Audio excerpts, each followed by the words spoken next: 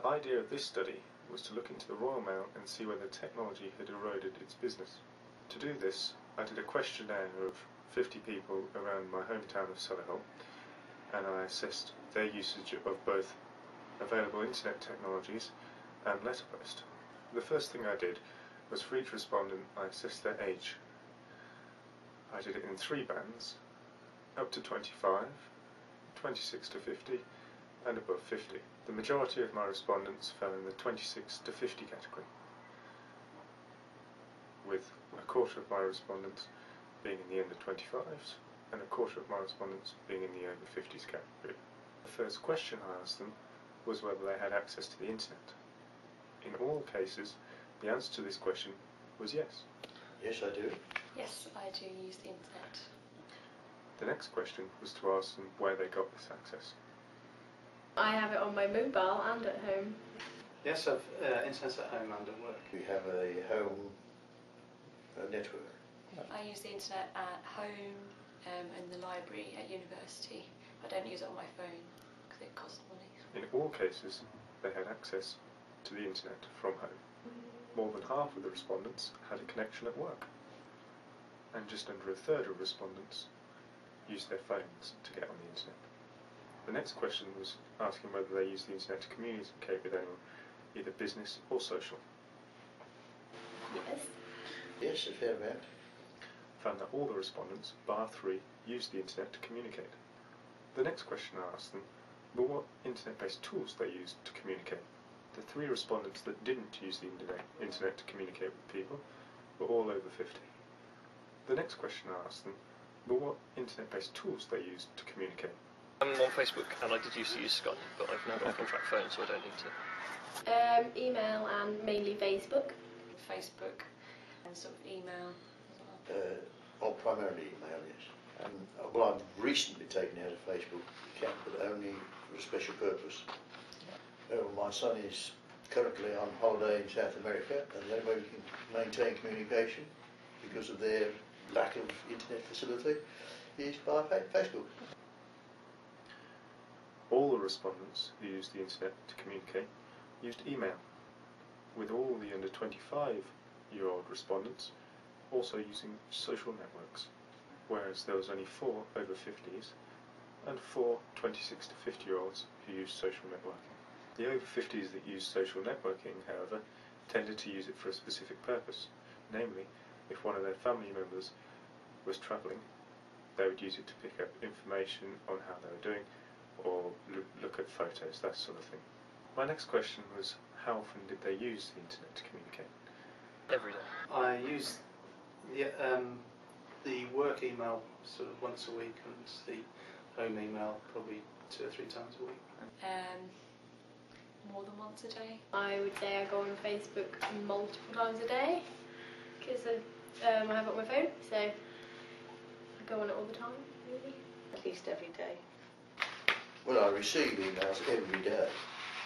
I send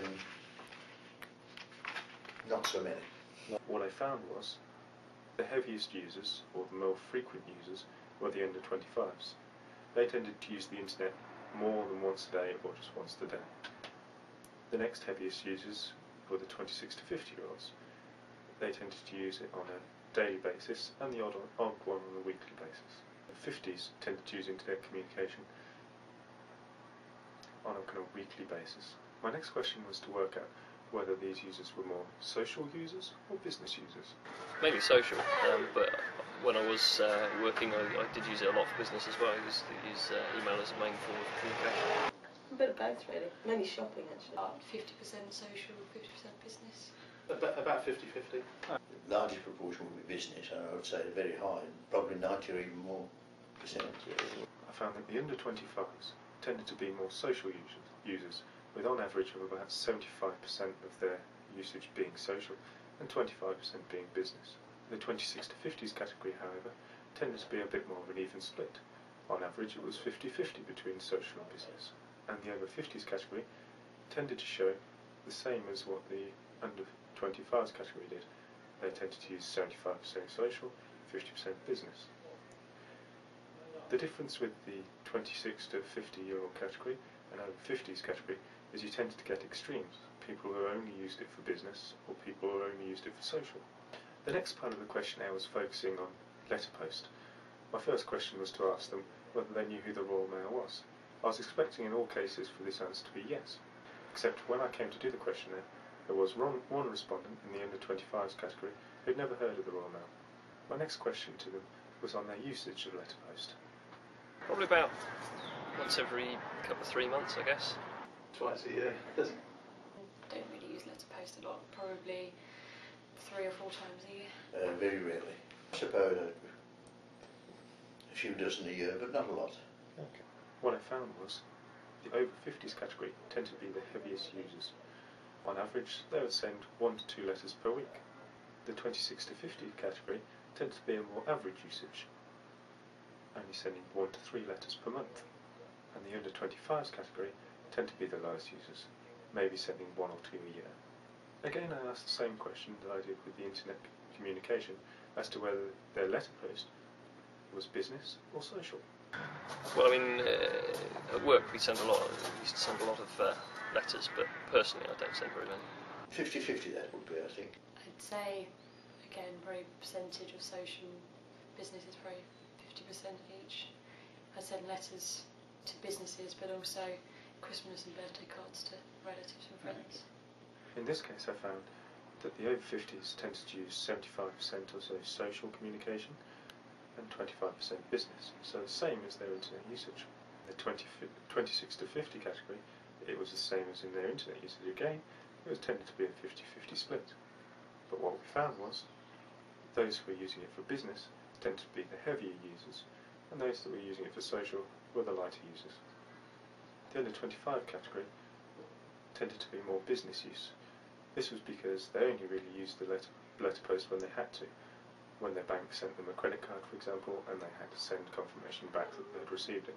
Following on from the closed questions about usage, I started to ask open questions about opinions. The next question varied depending on whether they used internet more or whether they used letterpost more. In all but 2 cases, the internet was used more often. When asked why they used internet communication methods more, there was a varying level of response. Just because it's easier, it's quicker and easier to type. Faster and easier and free.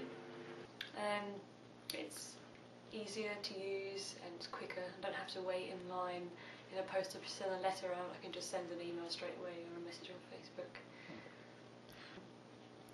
It's just more convenient. People will need a quick response, so you can just send an email within seconds. Simply because it's more convenient and saves a lot of time, of course. The majority of responses said that the internet was faster, more convenient, easier to use, more reliable. What was interesting is that in the over 50s category, the kids tended to be an influencing factor in their internet communication, with over half of the respondents saying that their internet communication was to their kids or set up by their kids. My next question was on the future of the Royal Mail. I asked them what they thought would happen to the Royal Mail over the next 10 years. I see it still being used for business purposes, like business letters and mail shots and stuff, but not really much for social, as like people just email. I would suspect it's going to have to undergo a major structural change. I think that the junk mail will keep them going. I think that for them to reduce costs to be still as an effective business, they'll have to get rid of sort of employees, use machines more. There were varying views and opinions on what would happen to the Royal Mail. Generally speaking, most of the respondents saw it fulfilling a different role to that which it does today. The over 50s tended to take a view that it would merely scale down and perform the same functions it does now, providing social communication and business communication alike. The 26 to 50s category tended to see it taking a more business role, with the social communication being reduced just to kind of cards and the occasional.